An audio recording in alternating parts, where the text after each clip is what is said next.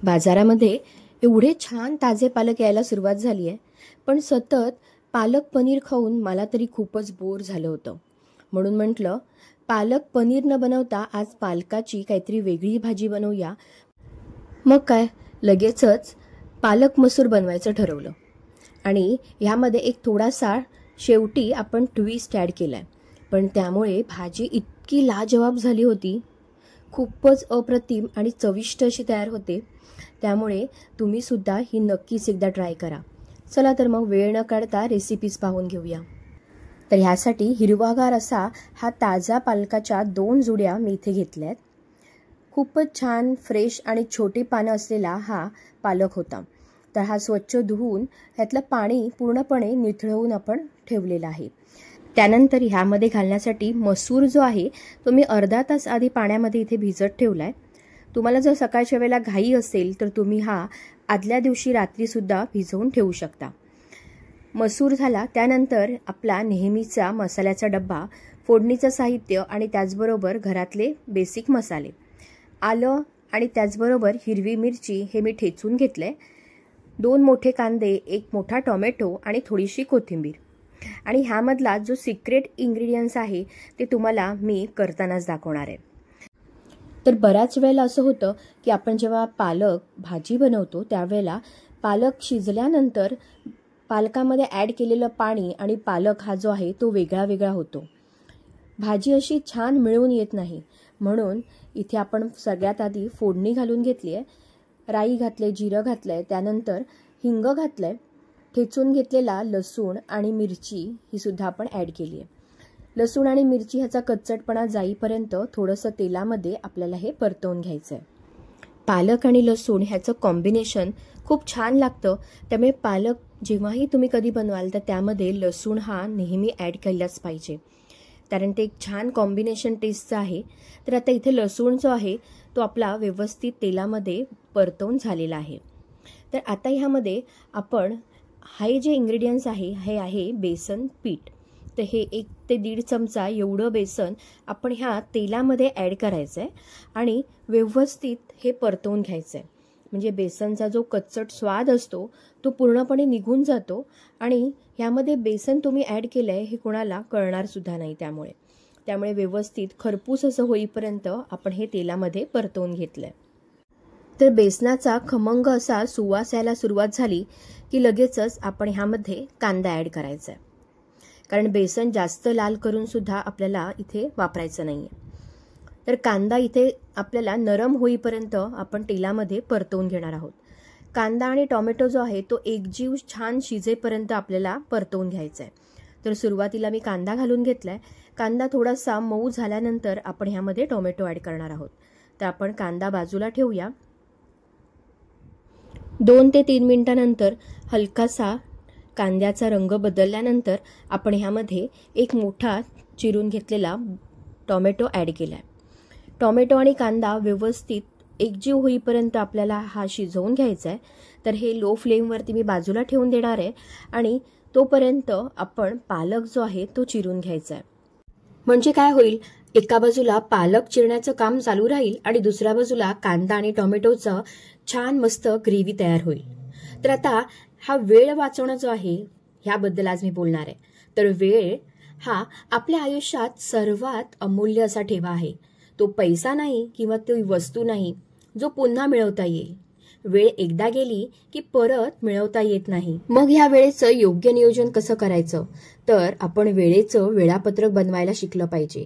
दिवसाचे 24 तास सगळ्यांसाठी सारखेच असतात, पण वेळ फुकट नाहीये. तो आपण कसा वापरतो ह्यावर सगळं अवलंबून असतं. तर आपण आपल्या कामांना प्राधान्य दिलं पाहिजे. कोणतं काम पहिलं केलं पाहिजे, कोणतं नंतर केलं पाहिजे ह्याची मनामध्ये यादी तयार करा. दुसरं म्हणजे वेळेचा अपव्यय थांबवा. आपण सोशल मीडियावर तासनतास घालवतो. वेळ वाया घालवणाऱ्या गोष्टी आपण ओळखल्या पाहिजेत आणि त्यावर नियंत्रण ठेवलं पाहिजे. काम करायचं आपण ठरवतो, पण आता करू, थोड्या वेळाने करू असं म्हणता म्हणता आपण खूप सारा वेळ त्यामध्ये वाया घालवतो. जो वेळेचा योग्य उपयोग करतो तो आयुष्यात मोठं यश मिळवतो. कारण बघा ना, वेळ ही पुन्हा येत नाही आणि येणारी वेळ कशी असेल हे सांगता येत नाही. मग तुम्ही काय ठरवलंय?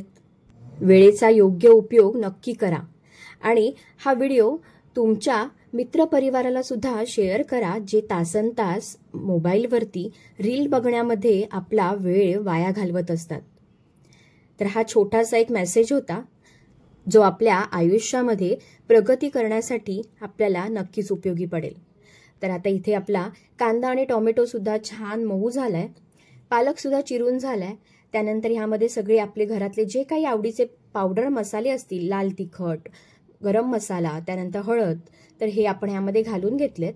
थोडंसे ह्यामध्ये मी पाणी ऍड केलंय, म्हणजे मसाले जे आहेत ते खाली लागणार नाहीत, थोडेसे करपणार नाहीत.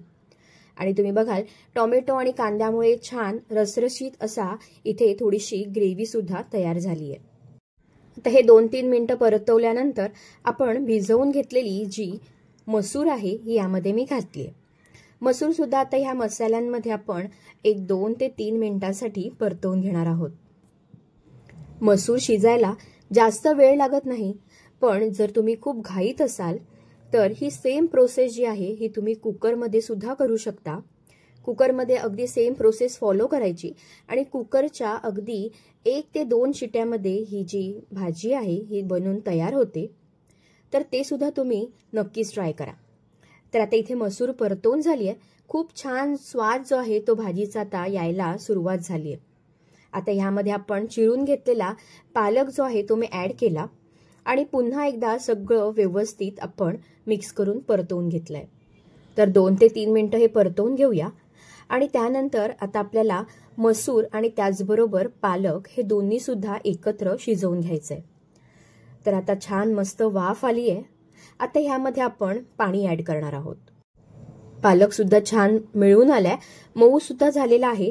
तर आता ह्यामध्ये अगदी छान ह्या मसाल्यांचा पालक आणि त्याबरोबर घातलेली मसूर ह्यांना एकत्रितपणे शिजवण्यासाठी आपण थोडंसं ह्यामध्ये मी गरजेप्रमाणे आपण गरम पाणी ऍड करायचंय.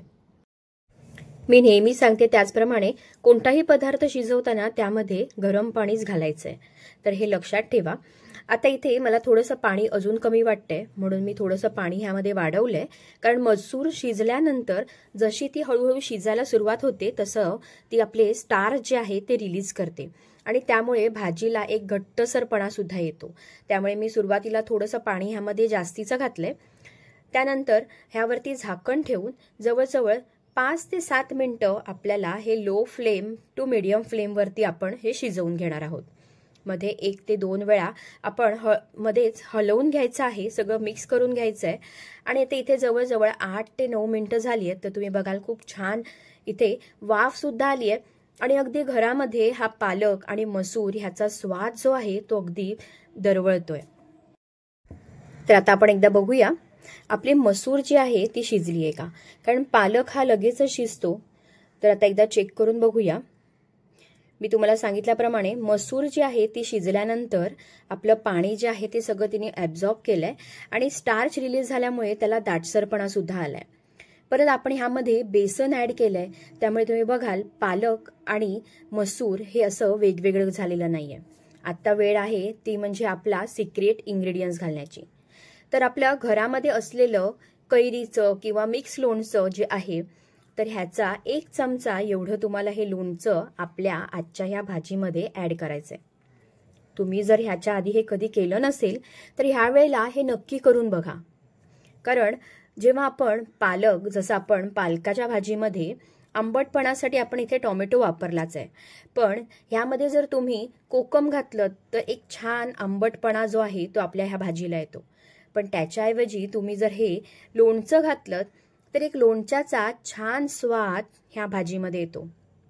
माझ्या बोलताना सुद्धा अगदी ह्या लोणच्यामुळे तोंडाला पाणी सुटलंय. खूपच छान भाजी झाली होती आणि अगदी एक वेगळा ट्विस्ट जो आहे तो ह्या एका पदार्थामुळे ह्या भाजीला मिळाला होता. तर तुम्ही सुद्धा हे नक्कीच ट्राय करून बघा. तर आता ही गरम गरम मस्त पालक आणि मसूरची भाजी मी खायला सर्व केली. तुम्ही ही चपाती बरोबर खाऊ शकता. जर तुम्ही जास्त पातळ बनवलीत तर तुम्ही ती भातासोबत सुद्धा खाऊ शकता. खूपच अप्रतिम अशी झाली होती. तुम्ही त्याची कन्सिस्टन्सी बघाल, भाजी अगदी मस्त मिळून आलेली आहे. तर नक्की ट्राय करून बघा. आणि जर तुम्हाला ही रेसिपी आवडली तर हा व्हिडिओ जास्तीत जास्त लोकांना नक्की शेअर करा. आणि हो, जाता जाता एक लाईक करायला नक्कीच विसरू नका.